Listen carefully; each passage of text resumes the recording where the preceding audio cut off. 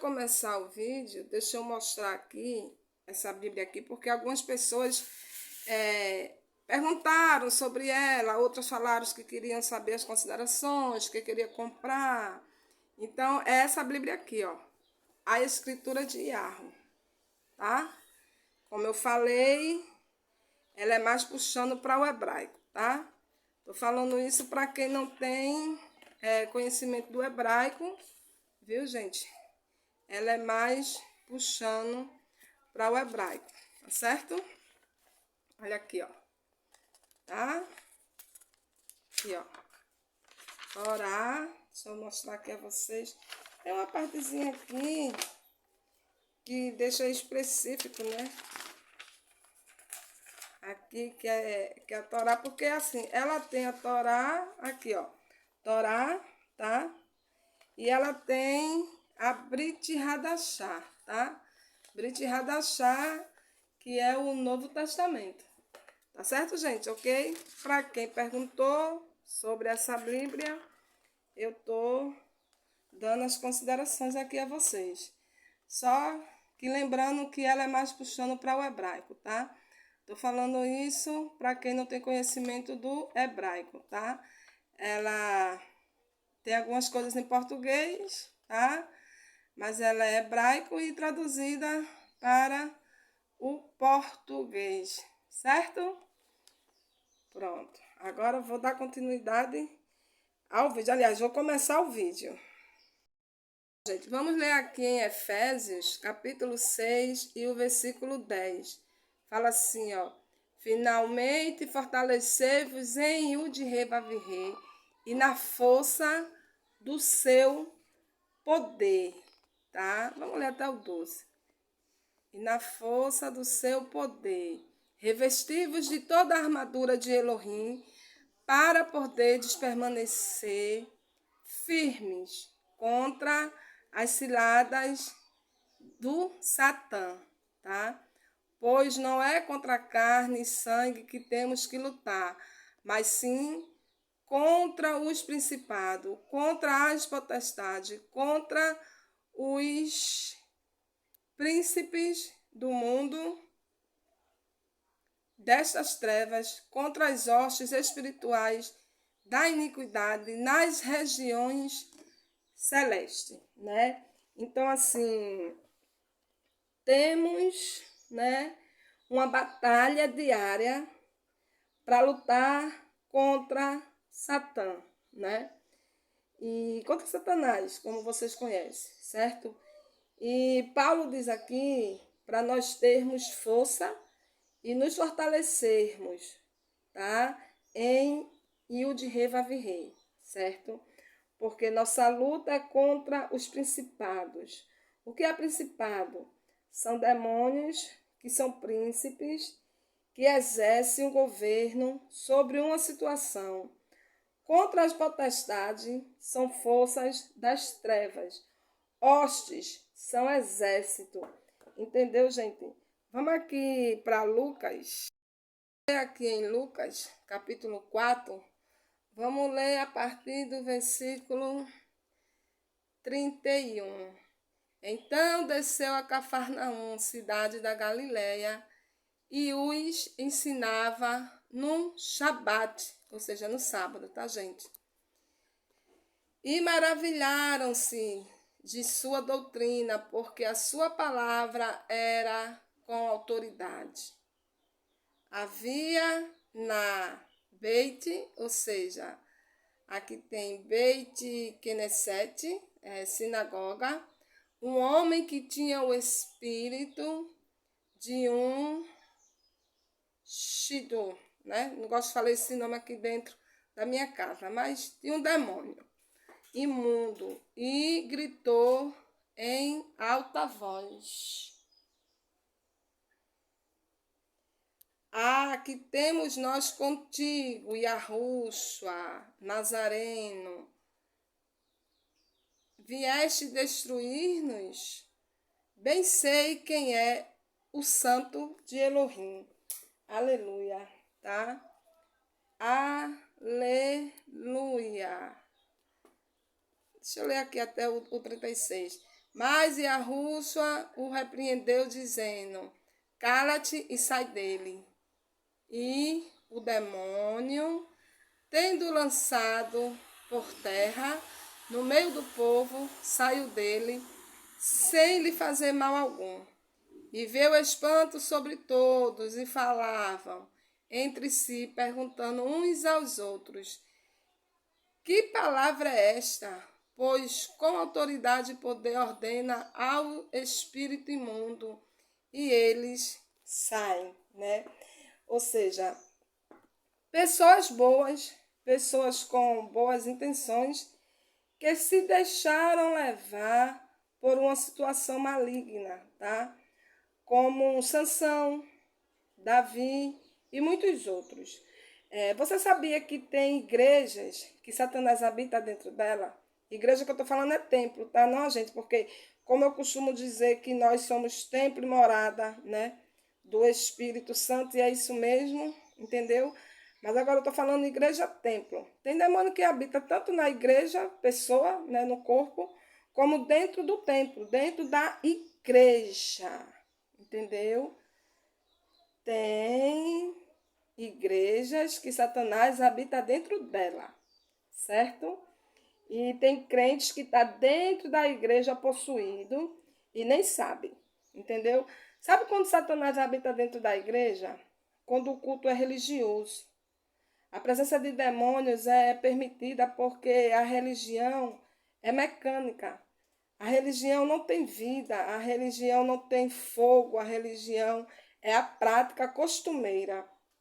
Ou seja, um culto sem emoção, sem o coração arder, sem paixão. A pessoa não lembra o que foi pregado, não desperta, tá entendendo? Não passa de liturgia, de costumes humanos. E os demônios dentro da igreja, tá? A Bíblia é lida, entendeu? Orações são feitas, são feitas. Canções são cantadas. Só que não há vida. Qual o culto que o Eterno está presente? O culto que tem sacrifício, entendeu? Paulo diz assim: rogo, pois, irmãos, pela compaixão de Elohim, que apresentei os vossos corpos como sacrifício vivo, santo e agradável a Elohim, que é o vosso culto racional, entendeu? Vosso culto racional, para que vocês possam experimentar qual é a boa, perfeita e agradável vontade de Elohim. Então, nosso culto tem que ser um culto racional, santo, perfeito e agradável. Ou seja, um culto que tenha quebrantamento, que tenha despertar, que tenha uma mente totalmente ligada, envolvida, interessada, certo? Que tenha derramamento. Esse é o culto racional e vivo, um culto santo, onde nós nos apresentamos diante de Elohim em santidade. Entendeu? Aqui no versículo 31, como eu li, ó, deixa eu voltar aqui. Versículo 31. Então desceu a Cafarnaum, cidade da Galiléia, e os ensinava no sábado, né? O Mashiach estava ensinando na sinagoga e ali havia um homem endemoniado. Aquele demônio estava quietinho, sem manifestações. Estava ali no homem, ninguém percebia, não havia manifestação alguma. Mas quando a palavra foi pregada, houve a manifestação, porque a palavra liberta, entendeu? Quantas vezes houve reunião naquela sinagoga, certo? Presidida pelos escribas e pelos sacerdotes, e aquele homem continuava endemoniado, nunca conseguiu ser liberto, porque onde a religião está, os demônios. Não tem necessidade de sair, entendeu? Demônios não têm problema com religião. Eles têm problema com a palavra, com a verdade, entendeu? O que incomoda os espíritos malignos é a verdade. Quando um crente está em pecado e ele escuta a palavra da verdade, ele fica com raiva, certo? Porque esse pecado tem uma ligação com os espíritos malignos, certo? Aí esses demônios ficam agitados e a pessoa fica nervosa, irritada, mal-humorada, sai da igreja com raiva, porque quando vem a espada da palavra, ela fere justamente aquela área contaminada, tá? E aí a pessoa sente como se tivesse tendo uma congestão espiritual, entendeu? A pessoa começa a se sentir mal, começa a ficar com raiva, fica nervosa. Por quê? Porque aquele pecado está intimamente ligado com uma potestade, tá? Aqui, ó, versículo 33. Havia na sinagoga um homem que tinha o espírito de um demônio imundo e gritou em alta voz. Entenderam?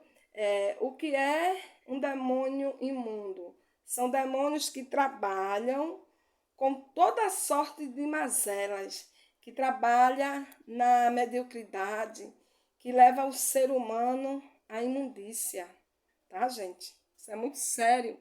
Vamos ver aqui o versículo 34. Tem gente que acha que essas coisas não existem, tá? Versículo 34. Aqui temos nós contigo e a Ruxa Nazareno, vieste destruir-nos, bem sei que é o santo de Elohim.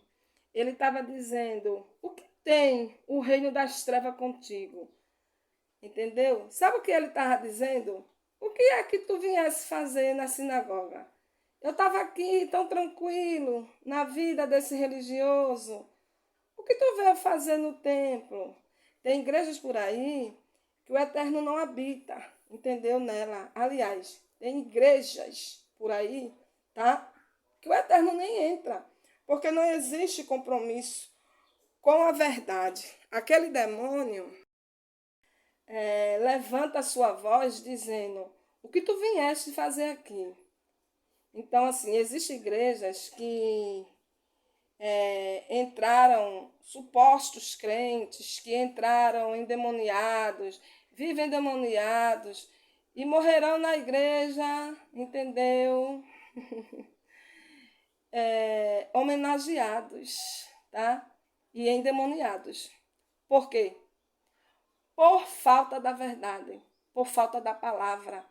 Ele olha para o Machia e diz, o que nós temos a ver contigo? Por que viestes aqui? Deixe-nos quieto. Você acha que realmente é a sua religião que vai te salvar? Que é a sua denominação?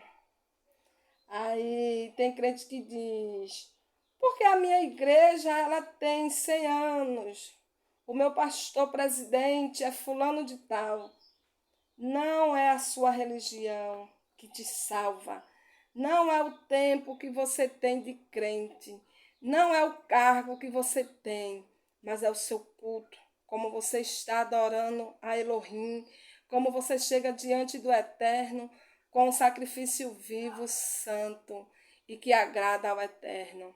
Aqueles demônios olharam para o Machia e disseram, nós estávamos aqui cumprindo nossas obrigações religiosas, tá? Lendo as escrituras, recitando o salmo, e tu viesse aqui nos importunar, porque o Machia é a verdade, tá? E a Ruxa ia apenas tirar o demônio daquele moço.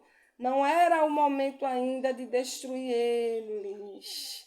Fazendo uso da boca daquele homem, os demônios falaram. Aqui no versículo 35. Deixa eu ver aqui. Mas Yahushua o repreendeu, dizendo, cala-te e sai dele. E o demônio, tendo lançado por terra no meio do povo, saiu dele, sem lhe fazer mal algum. Aleluia, tá? E a Ruxa não queria que os demônios falassem. Quantos demônios cochichavam, entendeu? Cochicham nos ouvidos dos crentes, enganam os crentes, falando coisas que não estão dentro das escrituras. Quando Satanás vem e excita você, você tem que dizer, cala-te. Ou quando ele vier usar qualquer pessoa ou qualquer situação, temos que dizer, cala-te e sai da minha vida. Paulo diz, não deis lugar ao diabo, e porque muito crente cede e permite que o diabo fale com ele, tá? Que ele convença ele. Porque o diabo, entendeu? Fermenta o sentimento. Ele coloca fogo no sentimento e vai colocando amargura no coração das pessoas. E sorrateiramente ela, vamos dizer assim, sorrateiramente ela camufladamente conduz a pessoa a uma situação que não é a vontade do Eterno, tá? Ele trabalha junto com as suas intenções, aquilo que você quer, as suas vontades, tá? Fazendo com que as pessoas fiquem confortável, tá? Confortável com a voz dele e desconfortável com a voz do Espírito Santo, tá? Porque o Espírito Santo fala em nome do Yud-Re-Vav-Re, fala em nome de Elohim para a sua salvação, e Satanás fala em nome dele para a sua perdição. Por isso temos que calar, entendeu? Espíritos malignos e demônios, quando ele vem tentar-nos, né? Quando ele vem tentar-nos aqui e colocar coisas na nossa cabeça, tá? E dizer como é que você pode ser um crente passando por isso, tá? O Eterno tirou os olhos de você, ou então cometa esse pecado, não vai dar nada, não está na hora de nós calarmos as vozes demoníacas, entendeu? Os demônios devem ser lançados por terra. O lugar de demônio não é falando ao nosso ouvido, nem falando no nosso coração, nem nos convencendo de nada. O lugar de demônios é por terra, tá? Vou ler aqui o versículo 36. E veio espanto sobre todos, e falava entre si, perguntando uns aos outros: que palavra é esta? Pois com autoridade e poder ordena aos espíritos imundos e eles saem, tá? Aí eu fico pensando, como é que um crente dentro da igreja permite que o diabo fale com ele e ainda fazer, né? E não ser capaz de repreender, né? Dizendo assim, cala-te, sai da minha vida, eu te lanço por terra, em nome de Yahushua. Em vez de fazer o que o diabo quer, temos que ter autoridade e poder para repreender Satanás. Não é porque você está na igreja, tá? Não é porque você tem não sei quantos anos de crente que o diabo não vai tentar, entendeu? Dados inflamados, laços, entendeu? Convencer você, enganar você, ele vai tentar. Você acha que ele vai tentar quem está no mundo? Não, tá? O mundo já é dele. Ele vai tentar a mim e a você. Então, eu preciso ter cuidado com o que eu penso, sinto e faço. Satanás frequenta igrejas e ele habita, tá? Nos religiosos. O Mashiach, na parábola do semeador, ele explica que o cristão que não abre o coração para a palavra cristã, não, tá, gente? Porque a gente tem que viver realmente nos pés do Mashiach, entendeu? O Mashiach, né? Que assim, a pessoa não abre o coração para a palavra, ele não recebe a palavra, o diabo vem e rouba a semente, como um passarinho, tá? Essa que caiu à beira do caminho, ou então fica na igreja o tempo todo, olhando a hora, pensando o que vai fazer amanhã. Aí a palavra é sufocada e assim vai, tá? O diabo rouba a palavra que foi semeada e o coração fica infrutífero. Aí ele está dentro da igreja, escutando a palavra, mas não está ouvindo. E por isso não bota em prática, tá? E aí não tem libertação, porque a libertação vem da prática, entendeu? Demônios gostam de crentes religiosos, entendeu? Esse demônio habitava dentro da sinagoga, ou seja, dentro da igreja.